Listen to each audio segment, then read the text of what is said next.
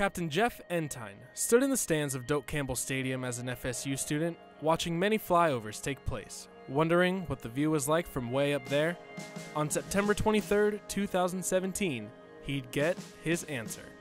My name is Captain Jeff Entine. I graduated at FSU in 2008, and I'm an F-16 fighter pilot.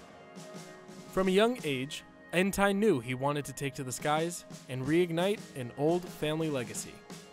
My grandfather was in the Army Air Corps in World War II, and then I'm the first person in my family to join the military since him. So when I was 4 years old, I told my mom I wanted to fly fighter jets, and then 20 years later, I got to start doing it. A pilot is nothing without the plane he commands. F-16 Vipers first took to the skies in December of 1976. They can fly at altitudes of 50,000 feet above the ground at speeds of 1,500 miles an hour, making it a true master of the skies. The F-16 is a single-seat, single-engine, multi-role fighter, so our primary mission is what's called suppression of enemy air defenses. So what we'll do is we'll try to find and locate enemy missile systems, and then we will shoot back at them and keep our friends safe while they take care of business in bad guy land. The cost of operations for flyovers is about $10,000 per hour per jet, which covers fees like the airmen's salaries, cost of fuel, and so on, all of which is paid for by Congress through the Flying Hour Program Initiative. While the flyover itself takes about 5 seconds to come and go from the stadium, the process of planning them requires several months' notice. So it was a long process working with FSU Athletics as well as the Air Force to make it happen.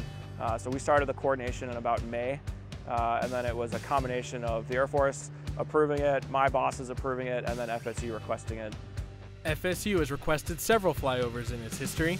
Interestingly enough, in recent years, they have occurred before games against NC State. Through a complicated chain of communication and mapping, the airmen plan out a route that will precisely coincide with the singing of the national anthem. Despite its appearance, when you travel 300 miles per hour, it turns out that it takes some room to turn around. So making sure that we're online so that I can fly straight down the field, and the goal today is to drown out the last note of the national anthem. It's been a long, yet very high road for Captain Entine, especially since his days here at Florida State. For him, this is sort of a homecoming, one that's been almost a decade in the making.